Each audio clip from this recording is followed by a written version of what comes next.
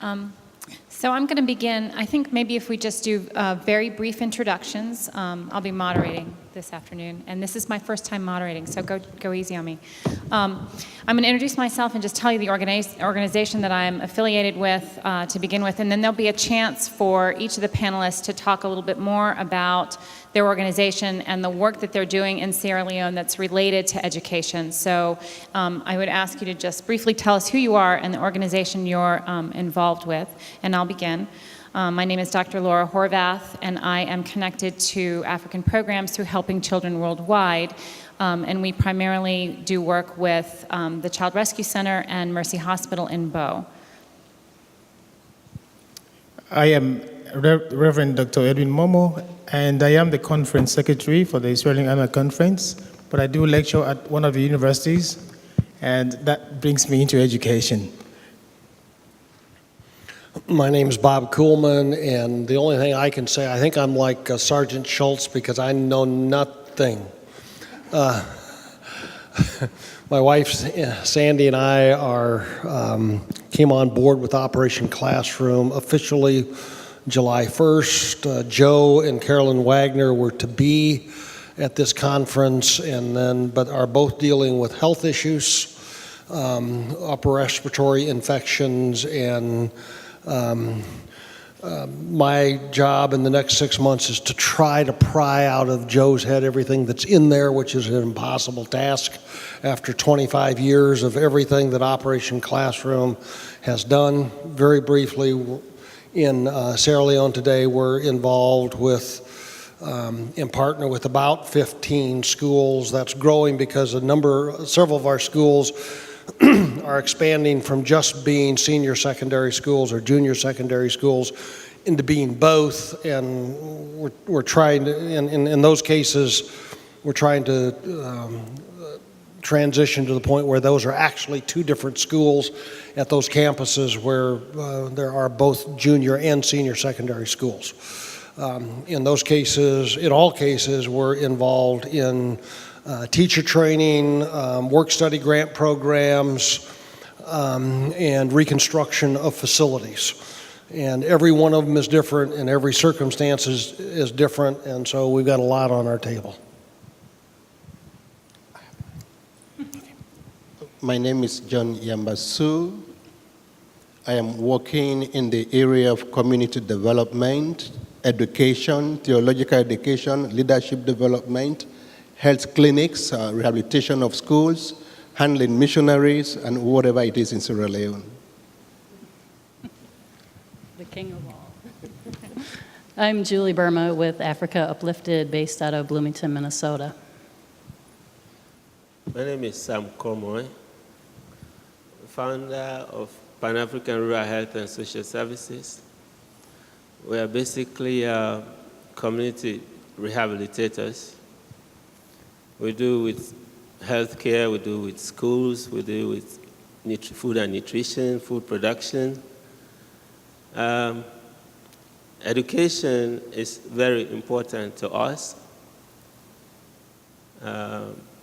We are trying to see what we can do to bring back knowledge to those young people, because we know knowledge is power. After 11 or 12 years of war, when schooling was down to zero, broken, we realized it's our duty to help them get back to school. And for the young folks who are young adults now,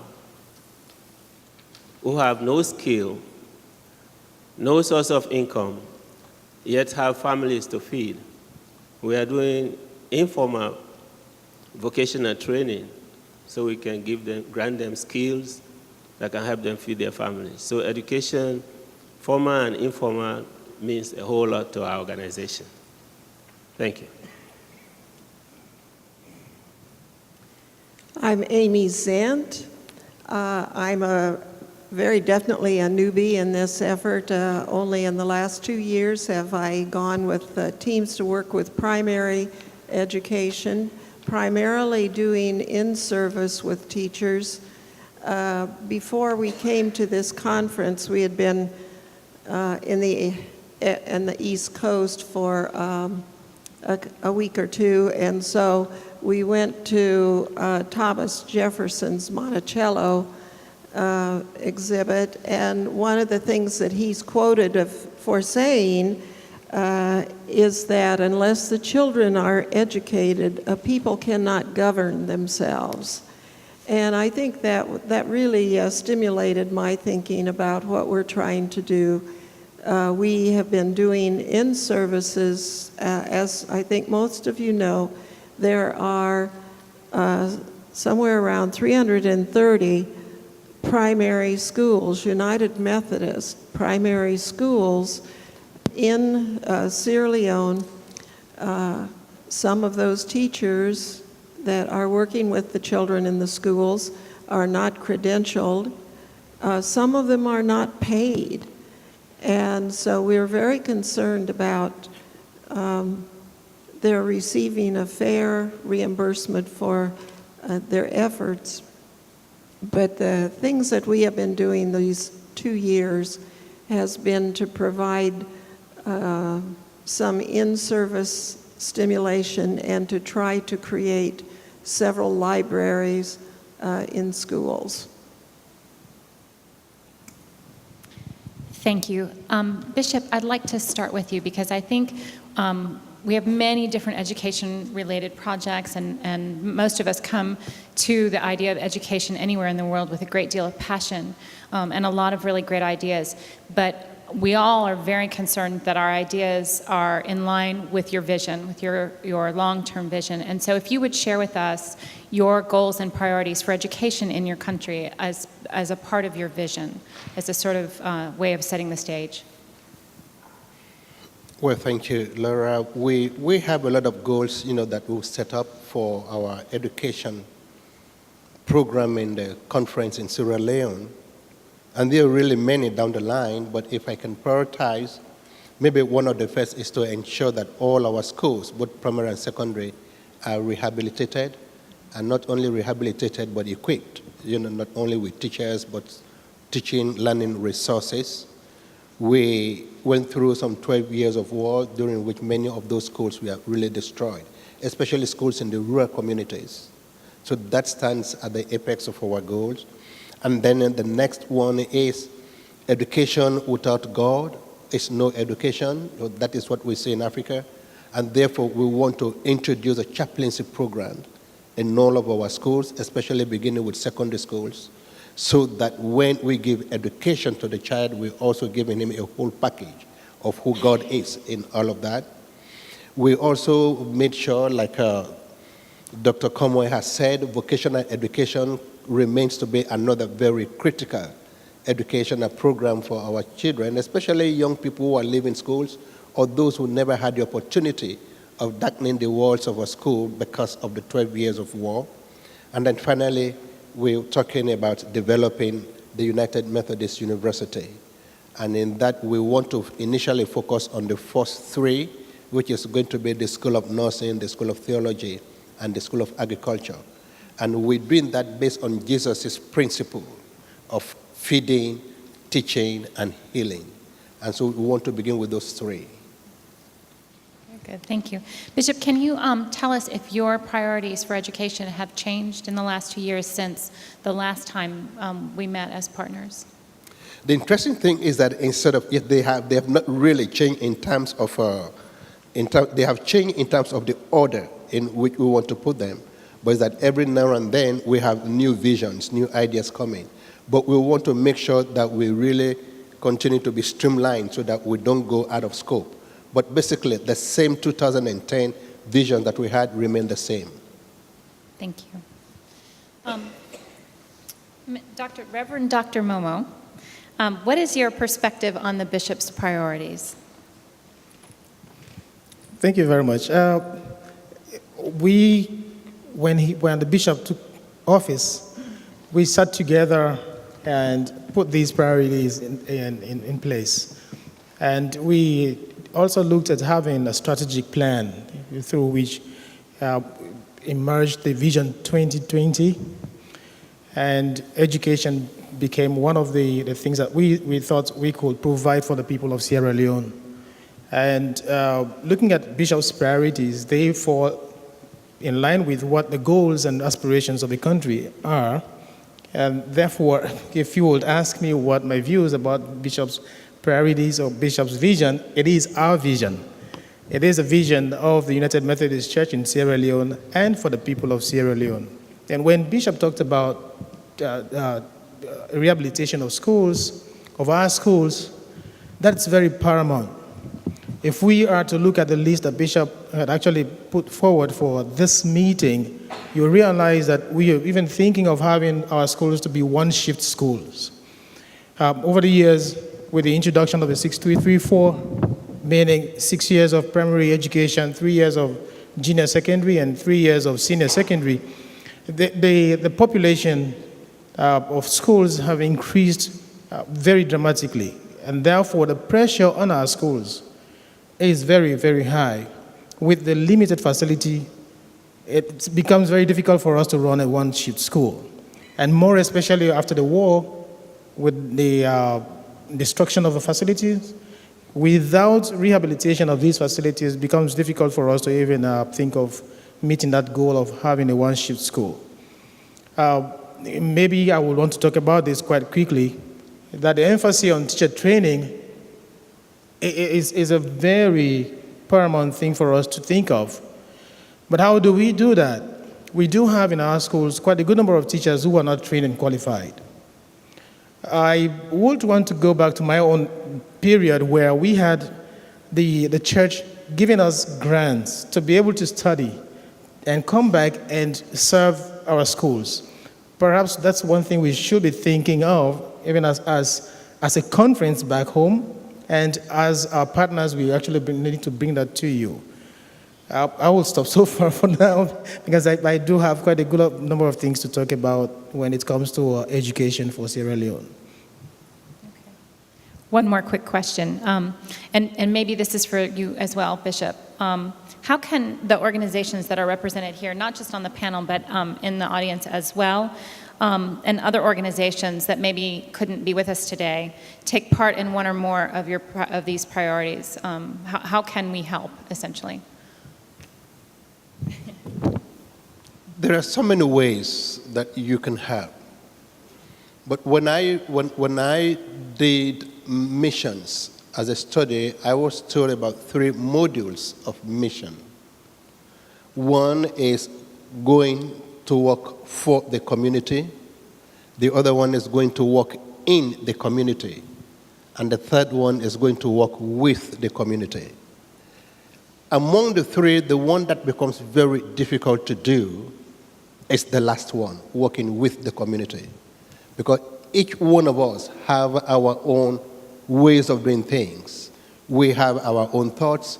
We know what is best for something to do. And so we go and say, this is what we're going to do. But we, in as much as we want each one of you to work with us, which is what I will prescribe, when you come to work in Sierra Leone, the question has always been, what do you want us to do? What can we do together?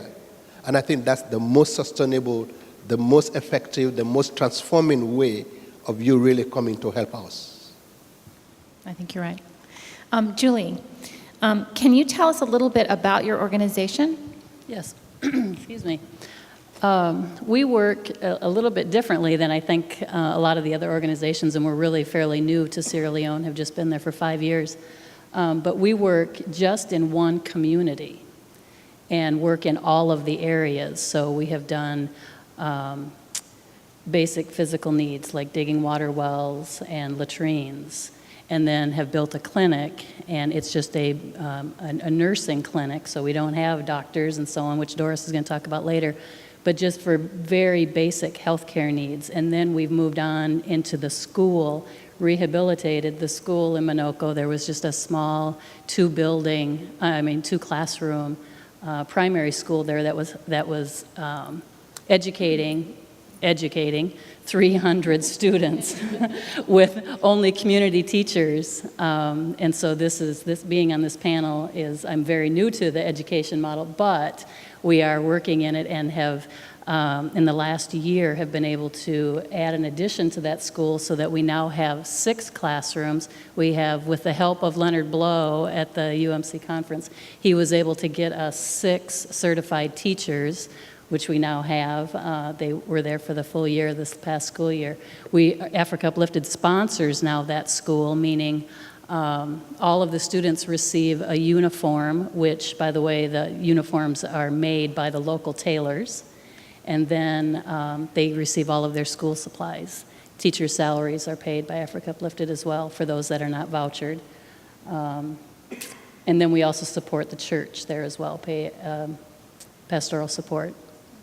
And so we send about 4 teams from the U.S. there every year and work in each one of those areas, so medical teams, education teams, and spiritual nurturing teams. Can you tell me which of the bishop's priorities you feel your organization has the most interest? Pardon me, I'm sorry, I was listening to the bishop. That's okay.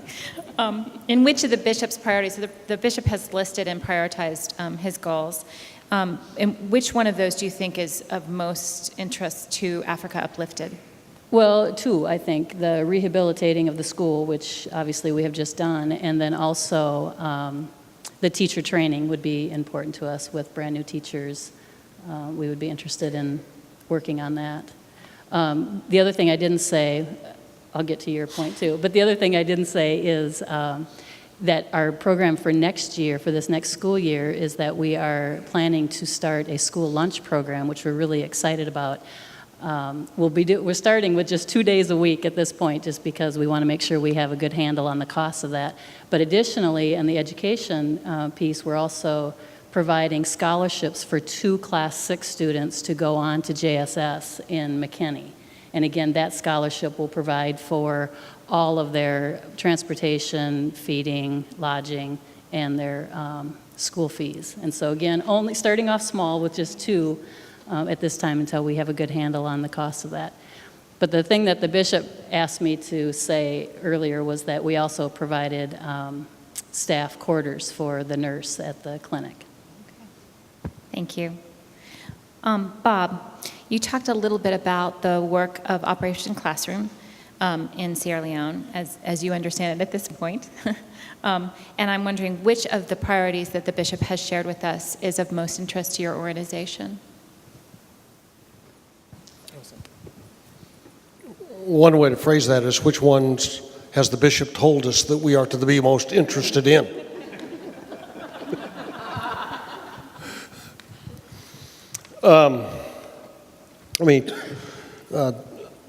Just a couple of things here. One is that this fall, in the 2012-13 school year, Operation Classroom is funding a chaplaincy/liaison program at all of the schools that we're connected with. By providing a stipend, a monthly stipend to each of those schools to use one of the staff persons that's currently at the school, that knows the students, knows the principal, knows the system, is connected at that location, is a United Methodist that's familiar with the United Methodist polity, and is also recommended by the local pastor that's affiliated with the school. Those people are being recommended to the bishop. The bishop is actually making the appointments as a chaplain liaison at each of those schools. And we emphasize the liaison portion, not only because it's important that those students be getting a Christian education, but that we here in the States, as we connect with people over there, that we continue to build on relationships and establishing relationships between students. We'll have somewhere in the neighborhood of 1,200 to 1,500 students on work-study grants this year. And we believe it's really important to get those students connected with their sponsor back in the States. What we'd like to see happen is a student begins as the first year of junior secondary school being sponsored, develops a relationship with an individual sponsor here in the U.S., and that person stays connected to that student all through junior and senior secondary school. And we haven't been able to facilitate that in the past because the burden for doing all of that was placed on the school principals. And they got their hands full in overcrowded schools to begin with. So in this last spring when we were there in meeting with the principals, we developed this as a solution, as a way to not only provide for the chaplaincies, but also to be able to begin to focus on ways that we could assist to build and sustain relationships between individuals in all of our schools and people back in the States.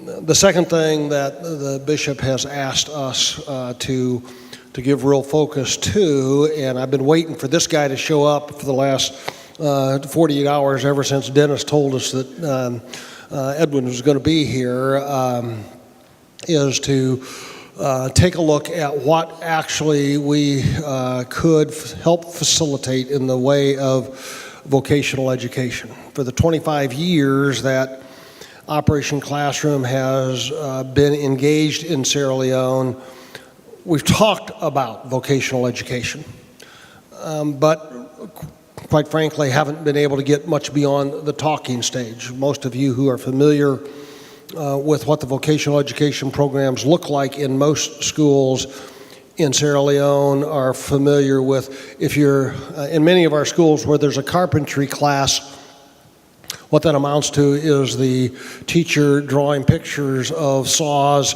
and hammers on the blackboard to say this is what a saw looks like and this is what a hammer looks like. Sometimes there are tools and they can learn a little bit of rudimentary carpentry or a little bit of sewing, and there are some probably in the area of home economics, that's probably been the most effective area of vocational education. But the two areas that are just of critical need are in agriculture and building trades. As a builder and developer, I was involved in establishing building trades programs in my county and my city some 20, 25 years ago, and I have seen those grow into highly effective building trades programs. I grew up on a farm and trying to get a handle on what does agriculture actually look like in Sierra Leone. What does the agricultural educational system look like, not only at Jala, but in places where there is effective vocational education going on.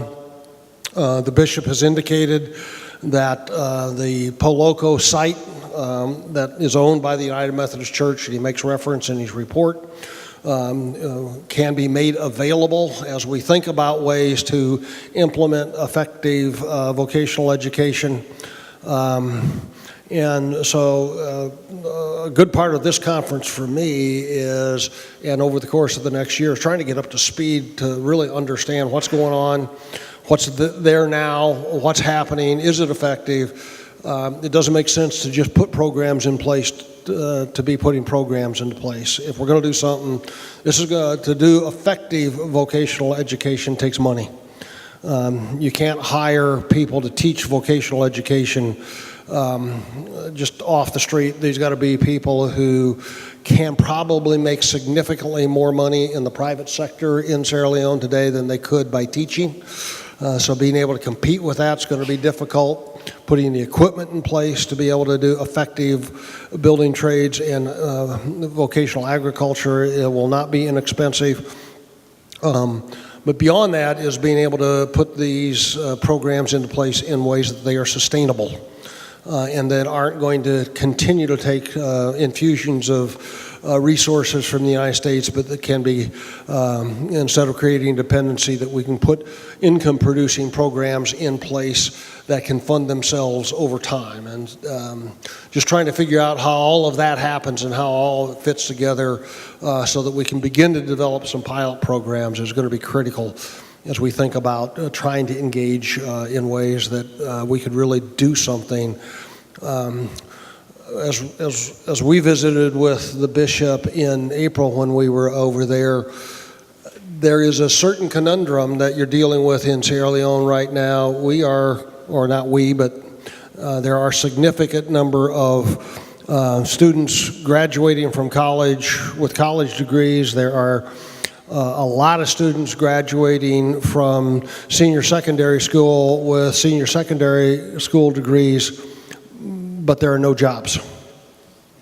In the three areas that we identified in that conversation that you can go out and make a living tomorrow is in agricultural, building trades, and auto mechanics. And the focus on trying to put programs in place that can allow young people to actually go out and make a living and support a family and take care of not only their own needs but the extended family as well is, at least as we understand at this point, probably a higher priority than some of the other things we've talked about in the past. Thank you, Bob. Amy, would you like to talk a little bit about your organization's interest in the bishop's priorities? Which ones are the most interest to your organization? I would. The areas that the bishop listed, which we have been working in, is primarily teacher training with the primary school teachers. And we have felt very justified in that emphasis by the teachers themselves. They are so excited to have someone talking to them, and we found that the government does provide, or the Department of Education does provide, objectives for each of the grade levels, each of the different subject areas, but many of the teachers were not familiar with them, and they were excited to find those. I think that one of the things that I would suggest that the bishop add to the emphasis would be resources in the way of books and materials. With the teachers, they have now, where we have visited, they have the objectives in hand, but few resources to implement or support those. There are books that are adopted and accepted as the books to be used in the curriculum, but what we have tried to do is to develop some library collections in some of the rooms or some of the schools. And when you work on that and you can see the excitement in the eyes of the teachers, I'll never forget the one teacher woman who picked up a book of Heidi and clutched it to herself and said, "Oh, my most favorite book in all the world." That was so exciting for us. And the children are spellbound when you read to them. And of course, what we want is for them to be reading to themselves. I remember a few years ago when it was mentioned that one of the secondary school principals indicated that some of their students were not passing the exams in order to go on to further higher education because of difficulty in the language arts area, particularly in verb tenses, I think was the specific area that was indicated. And so that principal, of course, was asking for assistance in his school. But as a teacher who has worked with lower education all my life, I have this strong feeling that it's at the elementary or in Sierra Leone, the primary school level, that those skills need to be built and supported so that when they reach that secondary school level, they pass those exams without any difficulty. Those are the things that we have been trying to emphasize. He mentioned alternative learning strategies for remedial and gifted students. and that has been a part of our workshops. Building positive environments in the schools has been a part of our workshops. And the teachers themselves give us a great deal of support in what their needs are. One of the things that we found, and I'm talking about 2 years of experience here, working with the teachers in the Sierra Leone in the schools. And we are what we have found among the teachers we've worked with are some greatly, what do I want to say, wonderful teachers that have so much ability and potential. And when we start talking, sometimes they come up with the ideas about how different things can be implemented in their classroom, which delights us because we feel a little negligent here that we can't be more productive since we have not been working in their classrooms. So our plan is that we will begin to have teachers work side by side with us, and when we leave, they can continue on to provide workshops.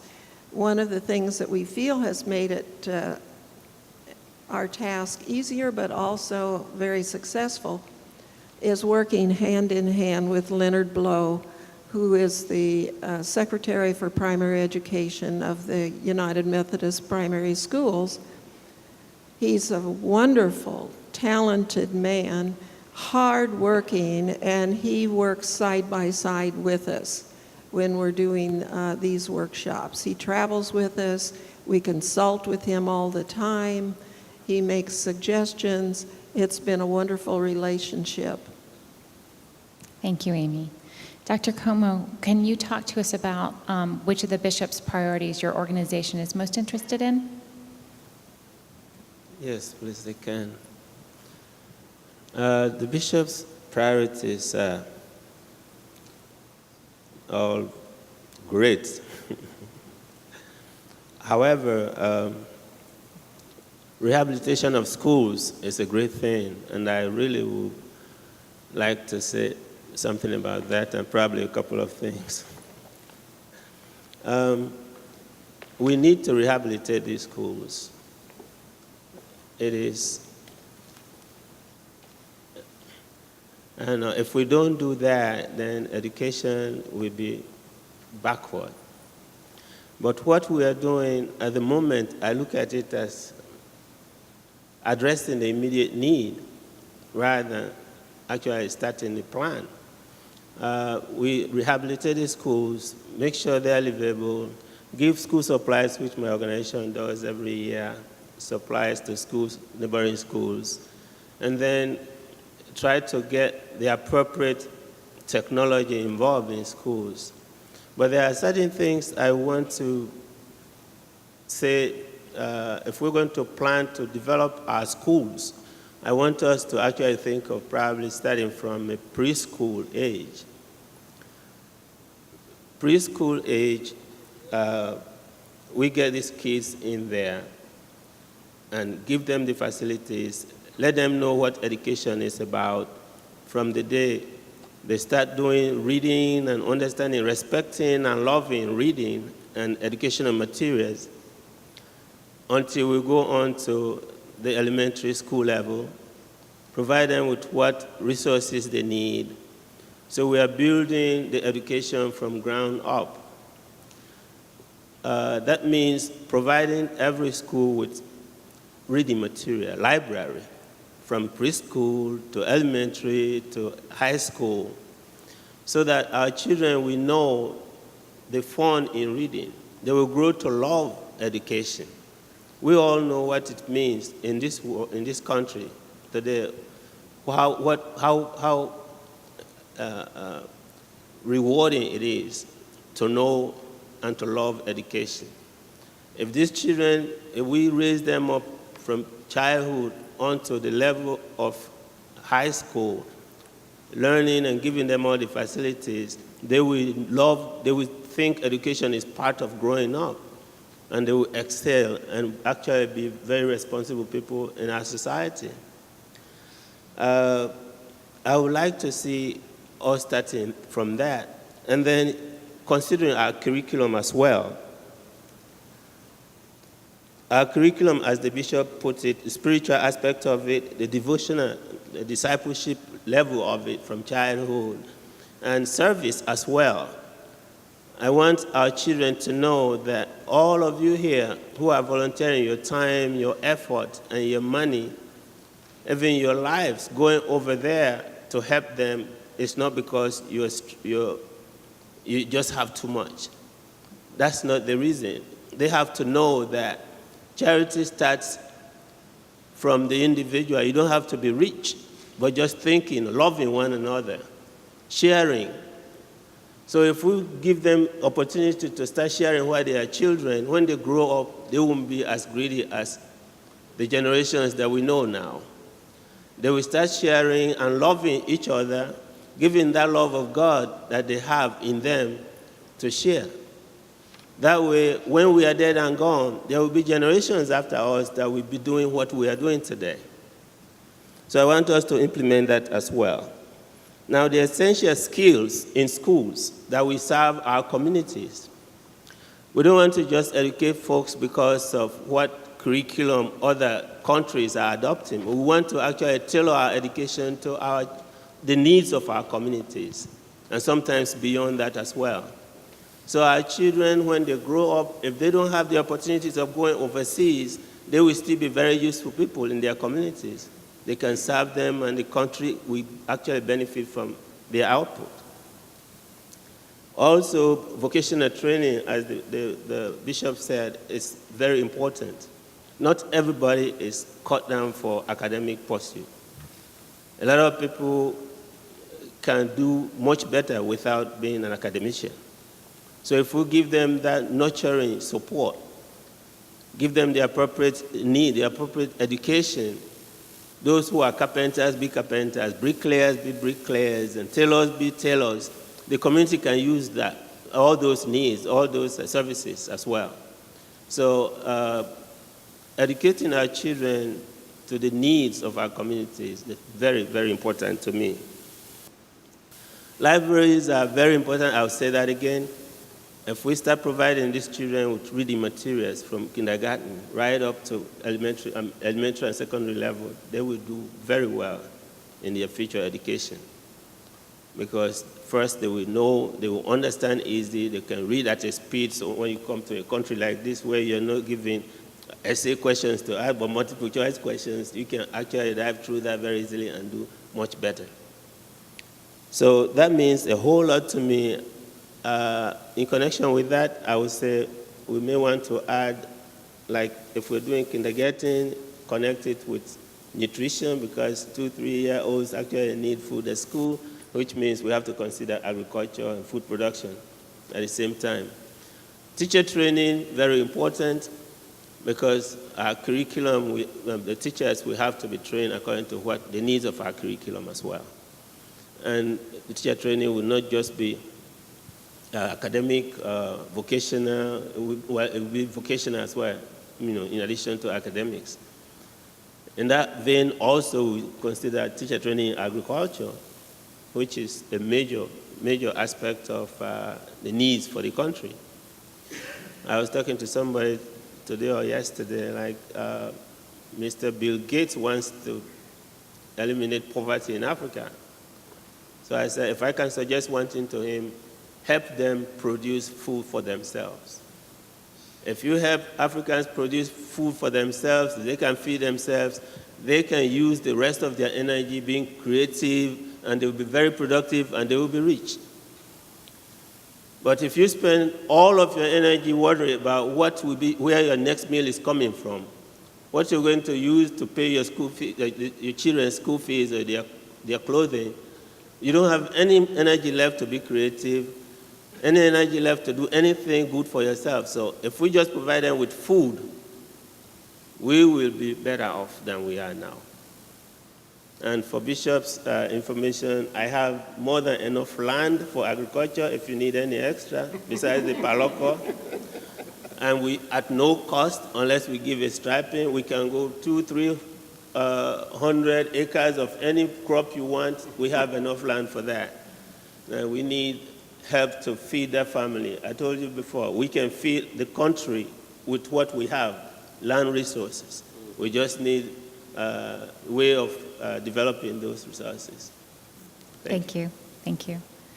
I'm going to switch hats if you'll bear with me for a moment, because one of my roles in sitting up here on the panel is also to be a panelist. And so what I want to do is just briefly share with you a little bit about the HCW piece and our focus on education there at the Child Rescue Center. Our primary focus in education is at the Child Rescue Center. There are education programs that are connected to Mercy Hospital, which I think will be addressed later in a panel later today. But the piece that I've been most connected with for the past 6 years has been the education of the children at the Child Rescue Center, where we have 70 resident children, and they range in age from primary level all the way up through medical school at this point. We have a number of them in medical school, in college, in vocational training programs. And we, of course, began by being very focused on their academic careers from a very early age and how to help them to succeed in the community schools that they attended. They have worked with tutors, in-country tutors, to help improve their chances. Beginning in 2006, we began sending yearly them teams to teach summer school for the resident children. Since then, we have expanded, and now, in addition to our residential program, we support several hundred children in child support program and foster care programs. And we, of course, are very concerned about their education as well. Of the priorities that the bishop has shared with us today, I think the ones that are the most interest to us, one of them is one that we maybe didn't talk about specifically today, and that is the conversion or the transformation of the Kalunda Town Primary School into a school of excellence. And the reason, I'll be very candid, the reason why we're interested in that, our group is interested in that, is because it is literally in our front yard. It is right next to Mercy Hospital and the Child Rescue Center, and so it's, of course, a great deal of interest to us. And what we've done recently, and we're in very early stages of all of this, is think about what the Kalunda Town School of Excellence, what does that mean, and who would that serve? And so in conversations with the bishop, and then since then in conversations with local administrators and teachers in the Kalunda Town area of Bow, and the Dean of the College of Education from Jala, one of the questions that we wanted to ask them, and again, I think this goes back, Bishop, to your comment about wanting to be missionaries that don't come and be in a community, but actually work with a community. And so what we wanted to do is ask those folks, who are the children that wake you up at night, that are on your heart and that concern you and worry you the most? And in the 10 years or so that I've been connected to the Child Rescue Center, I think the ones that concern those of us on this side of the ocean are the ones that I often refer to as the least of these, the children that are the most at risk, are the most disadvantaged. At the CRC, those children have been, traditionally in the very beginning, they were children that were victims of the war. Over time, they have become children who are victims of poverty. And most recently, as our mission has shifted, the children that we hope to rescue at the Child Rescue Center are children who've been trafficked into slavery and child labor. And so when we started thinking about what we wanted our neighborhood school to serve, we thought about those children who have not been able to go to school because they've been forced into slavery or they've been forced into labor, and so they have these great deficits where they've not had an opportunity to learn to read or to learn their times tables or those fundamental things that kids learn in the early stages of school. And we worry very much about them, that even after we rescue them, that they'll have all of this learning that they'll need to catch up. And so they're on our heart. And in conversations recently with the teachers in that area, we have discovered that those are the children that are on their hearts, on those teachers' hearts as well. And the other population that we're interested in are those children maybe at the other end of the spectrum. So these kids that have not had access to school or who maybe struggle in school to learn by traditional methods. Those of you who are teachers know who I'm talking about. They're those kids that get up to mischief in your classroom because they don't understand and they can't really learn the way that other kids learn. And so we thought this school could be a place for those children as well. But then we also are concerned about the kids at the very other end of the spectrum who are very clever, who are very bright, who would benefit from an extra challenge and extra resources and more attention and support to be even more excellent and more successful than they can be in the regular school setting. And so we're sort of exploring the idea of that School of Excellence serving a population of kids that may be different than are being served in the schools right now. So those, I think, are pieces that we're interested in. Of course, the other piece that we're very interested in and growing much more interested in, Amy, is a piece that you mentioned, which has to do with teacher training and how you help support teachers to be very excellent in their own practices and skills as well. So that's a little bit about the CRC and our interest in education. At this point, I know that there are many of you out in the audience who are connected to organizations that have interest in education as well. And I want to open this up to the floor so that if there's anybody who'd like to stand up and tell us a little bit about your organization and the work that you're doing that's connected or related to education. There are 2 mics here. If you would stand up and come to a mic so that we can hear you. I'm sorry to make you stand up and do that. But we would very much like to hear from you all about the work you're doing in education in Sierra Leone. Yes, please.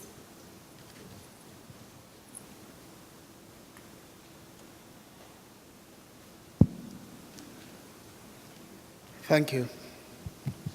My name is Amadou Ndoeka. I'm the president of the Conference Council of Finance and Administration in the United Methodist Church Sierra Leone Annual Conference in Sierra Leone.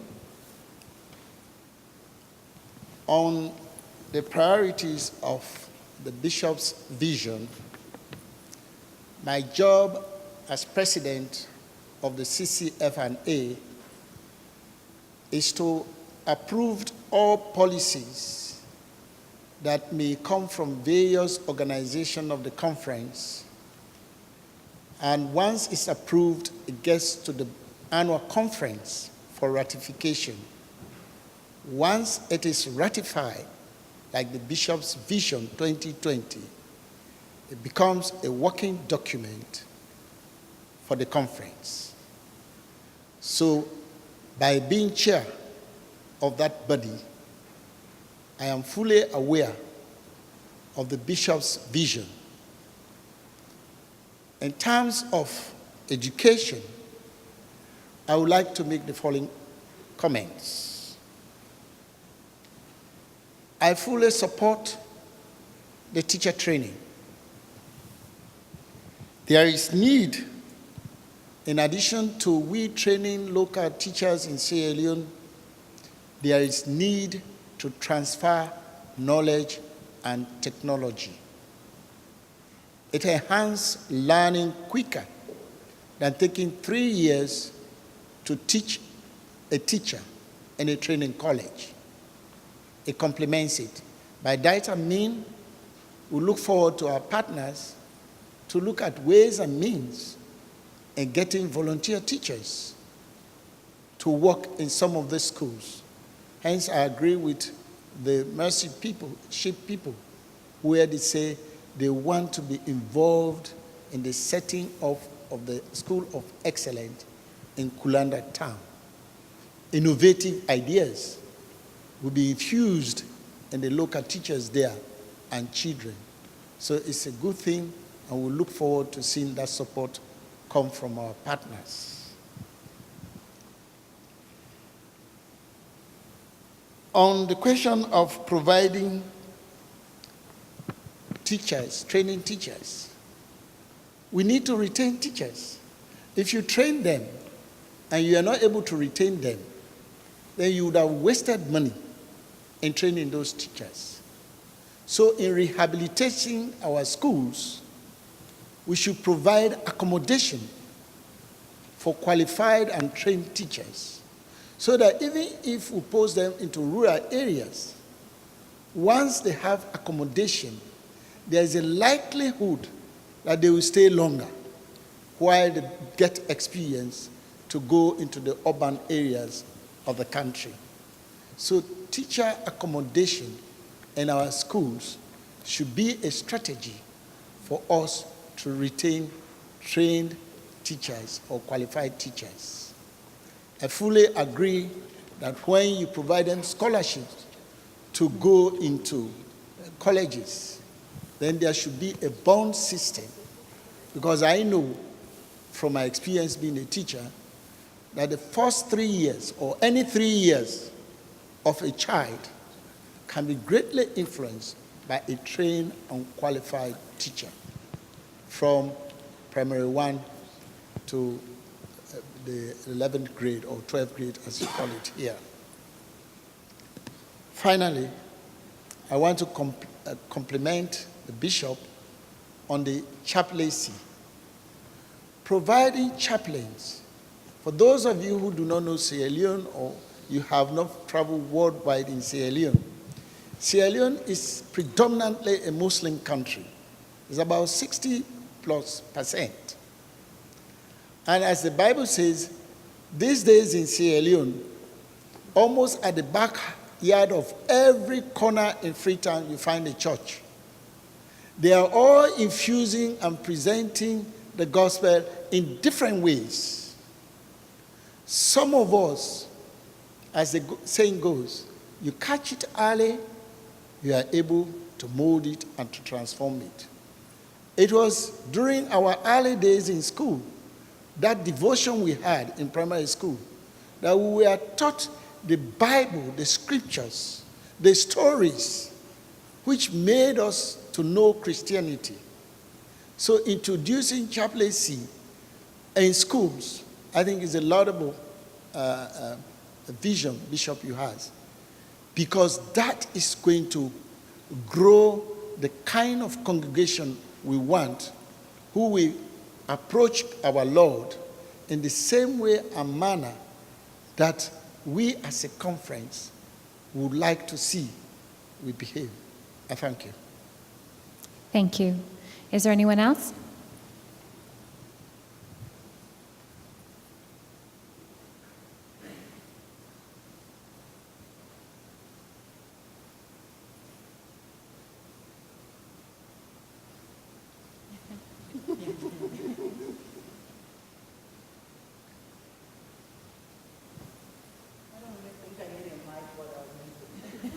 Thank you. Good afternoon, everybody. I am really pleased with the conference this weekend. I didn't know what to expect. I was not really part of it, but because I saw that Sierra Leone was mentioned, I had to come. Thank you. I also am part of it because when I built the school in the village, my sister and I invited the bishop to dedicate it. He was at the dedication. If you look at the album out there, he's in the pictures. And we gave the school to the mission. It was built by the Magic Penny, but we handed it over to the mission, to the United Methodist Church. Most of what I was going to talk about has already been covered. By the way, I am the president of the Magic Penny. You will be learning that song later today. Okay, first of all, I wanted to talk about the school lunch program. We have a school lunch program at the Magic Penny School, which we opened last April. Yes, last year. Not this past April, but last year. So we've completed a full year of school in the village. And we have a school lunch program because we get supplies from the World Food Program. Most of the schools should be getting this lunch program in Sierra Leone. They provide bulgur. Do you know about it? About the World Food Program. So we received that, and we asked the mothers in the village to come and prepare the food for the children. And we built a lean-to kitchen on the school campus, in the yard, for the parents, the mothers to come and set up the stones, the 3 fire stones, and cook. We are thinking of bringing those huge, like campsite iron things that you cook on to bring to the school. I'm looking into getting them from one of my son's soldier catalog. He was in the Army, the U.S. Army, so he gets those catalogs all the time. And I see something that we can use there in the school instead of using the 3 fire stones and having the women cook on it. But you use wood under those pots that they use at camp. Okay, we also found out that when you provide lunches for the children, they will come to school. They will come to school because that is the only time most of them eat a full meal. And whenever they hear that my sister and I are in the village, they come to school because at least one day we provide them with a really good meal. Okay, but during school they also get the lunch, which they call it bulgur. And we try to add vegetables because we have a lot of fresh vegetables there. The parents who cook at the school volunteer, and they use the fish. We have a lot of fish because we live by the Atlantic Ocean. Sometimes they have meat, but that's not it. We don't eat much of the meat. We eat a lot of fish. And we also have a garden for the school. I would advise every United Methodist Church to try to have a small garden in their school so that they can grow the vegetables for the children. The children can also learn math and science by working on the garden. Okay, and we also have staff quarters. We did not build the staff quarters ourselves. We asked the government. After the war, the international organizations gave a lot of money for schools. So knowing that money was there, we wanted some of it. So my sister, who lives in Sierra Leone, went to the Ministry of Education and told them that we're building this school in the rural areas, and the rural areas need schools too. So she put in for one of those schools. And if you go down this way, my table is at the very end of the display. In the album, you will see a green, white, and blue school. That is the school that the government built for us. And we stipulated that we wanted large classrooms. The classrooms are as big as any American classroom compared to the small ones they built for the other villages. See, what people need there is advocacy. You need people who advocate for these children. So if you have Sierra Leoneans working with you, please get them involved to go to the government and ask for what is rightfully the children's. Okay, because that is what we are doing. We're not getting paid. I pay my money to go, but I'm not getting paid for any of the stuff I'm doing. My sister is not getting paid. But if we want to give the people dignity in those villages, we have to advocate for them because they are not educated. So since we have the education, we should be advocating for them. And we also have a student right now. We have a student on scholarship. You were talking about teacher training. We are providing a scholarship right now for one of the indigenous sons of the village where the school is. He has finished 1 year of teacher training at Freetown Teachers Training College. We pay his fees for the whole year. We provide room and board and his tuition. He has finished 1 year. He has another year to go. Then he will go back to the village and teach. That is how we find our qualified teachers. Right now, we have a lady who is working with the kids. We needed one female teacher because every year we go, there are no female teachers in the village. Why? They want to stay in the city to find men. okay? And also there's nothing much for some of them there to do, for them to do there. So what we did was we encouraged one of the ladies who, she's not really qualified to be a teacher, but she could really be a teacher. And she's acting as a role model for the girls. Because every time I go and I speak to the kids, the general school population, when I finish, they say, "Thank you, sir." I'm a woman, I said, I am not a man, but because they have always seen men, they don't know any different. They can't call me ma'am, or they always say sir, because that's what they're used to saying. So we insisted that we have a female teacher there. And now we're trying to see if we can have another female teacher. So, but before we can attract that female teacher, we have to provide living quarters for her, unless she lives in the village. Oh, by the way, we give preference to out-of-town teachers to live in the quarters. Because if you live in the town, you should have a place to stay.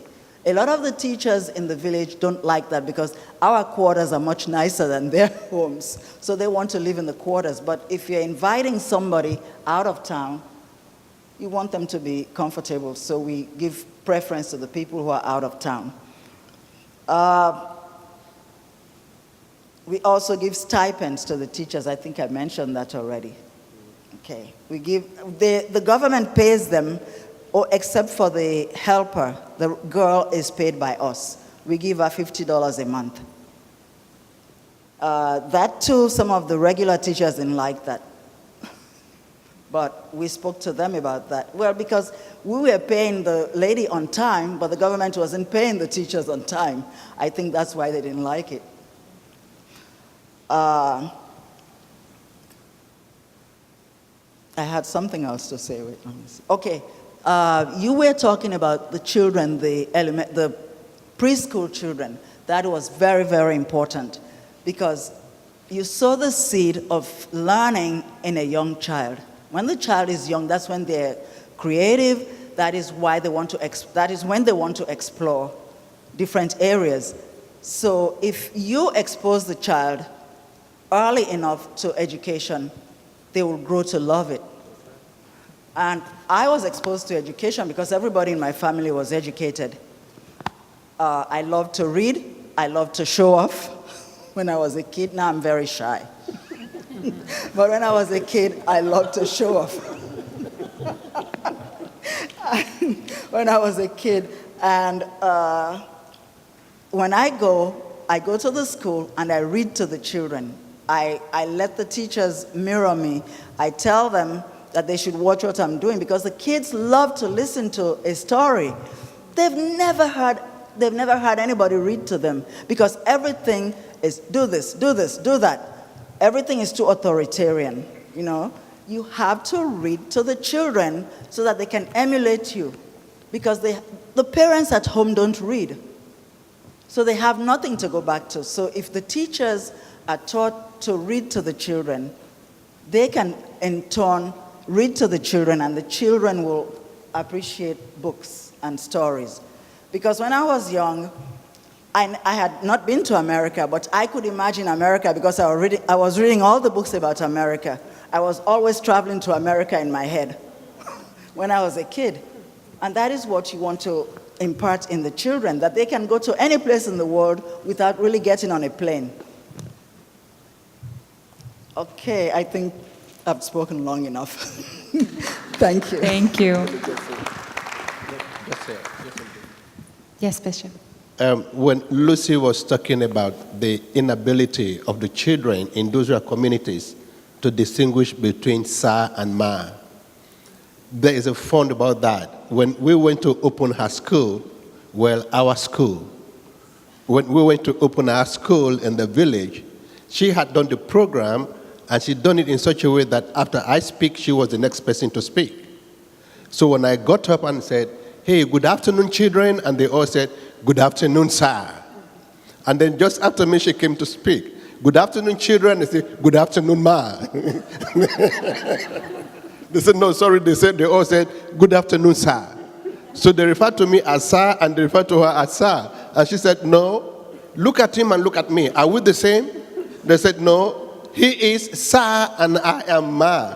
So then she said, "Good afternoon, children," and they all said, "Good afternoon, ma." I said, "Okay, wait, from now on," but that's simply because most of the schools are dominated by male teachers, and all the children know is sir and sir and sir. We call that a teachable moment, Bishop. Is there anyone else? Good afternoon. Let me see if I can lift Mary this Beth, up I a think little we're bit. having an issue. All right, good enough. Lucy, who you just heard on the podium just now, went to the flagship girls' school in Sierra Leone for the United Methodist Church, Harford School for Girls, at which school my mom was principal. And she would visit a group of missionaries that held biennial conferences here in the United States, known as the Servants of Sierra Leone. So in 2008, I decided I would represent my school, a boys' school, not a girls' school, which Lucy went to. That's the Albert Academy, at the Servants of Sierra Leone meeting in 2008 that took place in Flint, Michigan. And I haven't been to any of such conferences until today. So I'm happy to be here and again representing the flagship boys' school, of which the bishop is board chair, the Albert Academy. And when I went there 4 years ago to Michigan to represent our school, just a little before that time, Sierra Leone had just come out of a war, and our school was terribly affected. The water and sanitation system had been completely, messed up, and we had to build the boreholes for the water and sanitation system in the school, and so we got considerable support from that body. And I'm pleased to say today that after a number of years, with support from alumni associations in the diaspora, London, in Atlanta, and in Washington metropolitan area where I am, in addition to the national chapter in Freetown, Sierra Leone, we've been able to restore the borehole system in Sierra Leone, get a water tank, and so I think we should get some round of applause for all of us for our efforts for this noble task in the name of this divinely led institution, the Albert Academy. But so that's where we are. We brought the borehole system back, and I wanted to say that I wanted to emphasize this because this is a school, Lucy's school, Harford School, didn't have a sixth form. Our school had a sixth form. Sixth form is where you would go to and sit the A levels, because at Form 5, once you finish your ordinary levels, which would be the equivalent of 11th grade here in the States, and 12th grade is where you do your A levels, advanced levels, which is the level we provided, and which the girls' school didn't have. So the girls would come to our school to do the A levels. But because of, as I said, the poor sanitary, and there was no toilets, I mean, we could not admit girls anymore for the past 10 years because of what the war wrought on the school. So now we've been able to bring back water and sanitary conditions in the school. What remains to be done is to get toilets and a sewage system. So we definitely have to get these toilets going so we can have girls also coming to develop themselves academically at the school. All of what I'm saying is summarized in your packet, but I also wanted to say that in line with Bishop's Vision 2020 program and with what some of the panelists have been saying, one thing that we've been doing in addition to providing computers, a library, books, which is what we, the alumni overseas, have been doing for the school. particularly our Washington chapter, is that we've been providing teachers with bonuses at the end of the school year. We're providing these teacher bonuses have been providing an incentive to teachers. I myself, personally, am in education in Washington, D.C. And as we seem to be moving away from No Child Left Behind now to Race to the Top, they've been giving us teachers incentives in the form of, salary increases and so an additional $20,000 at the end of the year goes a long way. But it only comes about when there's evidence that your children have excelled, in school. So I think that our teacher bonuses we've been giving around Christmas time for our teachers at the Albert Academy has been bringing about a kind of healthy competition among the teachers. And I think it helps because you can provide them with all the qualifications they require, but you got to keep them on the job. And so this is one way I believe, to stimulate them. And in closing, I just wanted to say that once again, I'm pleased we're here. The Albert Academy, named after Reverend Ira Albert, who was a missionary in Sierra Leone that went to work there and unfortunately lost his life by drowning in the waters of Sierra Leone. And so hence this school was named after Ira Albert from Pennsylvania. And the school is now 100 plus years old. And as I said, we're based in the Washington area. So you couldn't be having this conference, and we're so close to you, and we didn't come and participate. So we're pleased to be here. And also, I want to say on a final note that yes, we do travel too. So if you call us, we'll come and tell you our story. Thank you for this time.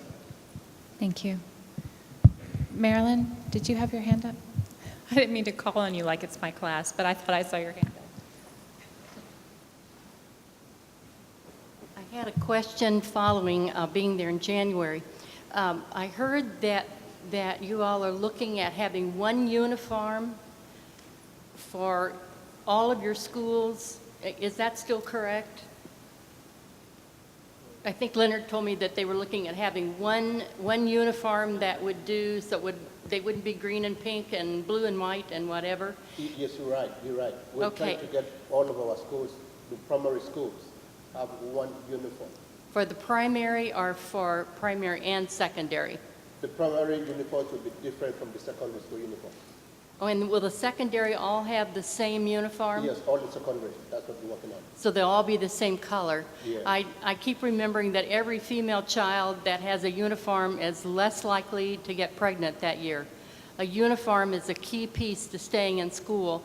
Has that been decided yet, or will that be happening in the near future? I just think it's a key way for us to relate, and whenever you get that information, it would be great to know. It's been decided, but what we want to do, because there are children already, say, in class 2, 3, 4, that already have the uniforms, and I have to use those uniforms for 2 or 3 more years, and if you ask the parents now to buy new uniforms, it will be too heavy on them. We are saying, beginning next academic year, all those that are going to school for the first time will now buy the standard uniform, so that as they go 4 or 5 years down the line, we have the same uniform right throughout. Mm-hmm. I think that when we look at ways to make income, not designing uniforms, but making uniforms may be a good way to help people over there to make some income projects. So as soon as you know that, if you could let us know over here, that would be really helpful. Well, thank you. Thank you, Marilyn. Thank you. Yes.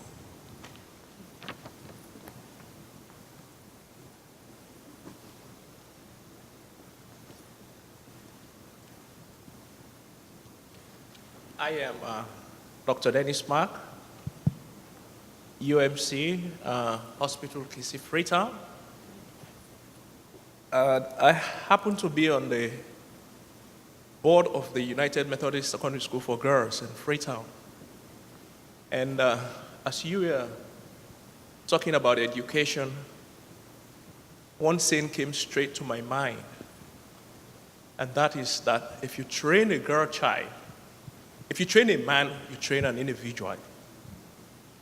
But if you educate a girl, you educate a nation. And one of the visions here that has caught my eye is the relocation of the United Methodist Secondary School for Girls that is located on Circular Road in Freetown. That's one of the youngest schools. It got started during the war after Hartford School got displaced from Oyamba and relocated to Freetown. So it started as Hartford School relocated to Freetown and later on stayed on there as the United Methodist Secondary School for Girls. I have been to the school. Their performance in both the basic examination and the WAS exam is very good. It's excellent. But if you went to that school and saw the conditions under which those girls are learning, it's pathetic. The classrooms are crammed, and you know how hot and humid it gets over there in Sierra Leone. And of course, research has proven that when you learn in such an environment, it negatively impacts your concentration. So, if we truly, as a church and as partners, want to invest in the girl child and therefore in the future of Sierra Leone, I want us to critically consider this priority, and that is of relocating that girls' school from its current location to an ideal location where these young girls, tomorrow's mothers, are going to get the best of their education and therefore teach our future generation. I just want to appeal, therefore, to partners present here to take a visit to Circular Road. It's right almost downtown Freetown. Take a look at that school and see what God places on your heart. This is my appeal regarding that priority. Thank you for your attention. Thank you, Dr. Mark. We have time for one more response to that. Bob wants to respond to that. If some of you haven't had the opportunity to visit the United Methodist Girls' School, it's beyond eye-opening. When I walked across the desks so I could get in the back row, because that's the only way you can get to the back row, is because the girls have to walk across somebody else's desk just to get into the room. There is no functioning waste disposal system. There's no functioning water system. It's actually the building that I understand was once the conference office. Is that correct? I think we ought to move the conference office back there, and well, maybe I won't suggest that after all, but the proposed site, which was the property given to the United Methodist Church by former President Siaka Stevens out on the east end of Kissy, it's a gorgeous spot, and there's enormous potential. If you know a church someplace that wants to do something that would be life-giving to that church, get them involved in trying to figure out some way to do something with the United Methodist Girls' School. The conditions are deplorable, but somebody could experience an incredible blessing by getting involved in helping make that move. It's a big project. It's going to take a chunk of change to get it done, but it would be enormously worthwhile. And there's just probably no other project. I mean, the bishop can give us projects till the cows come home, but that's one of those that has enormous payoff potential. Thank you. I just want to close by coming back to Amy. You shared with us a quote, a Jefferson quote, about how education has the ability to empower people to govern themselves. And it made me think of another favorite quote of mine by Nelson Mandela, who said that education is the best weapon we have to change the world, which as a teacher has always been very encouraging to me, to think that, that by doing this what feels like a very small thing to matter in the life of a child, in the educational life of a child, can actually transform the world in a positive way. And Bishop, I just want to thank you on behalf of all of these organizations and the organizations that you work with for giving us the opportunity to be a part of your vision and a part of your mission to transform the world, because it's an honor and a blessing, I know, to every one of us in this room and every one of us those of us in the room represent, to just get to be a part of that. So thank you, and thank you all for your time, and please enjoy the rest of the conference.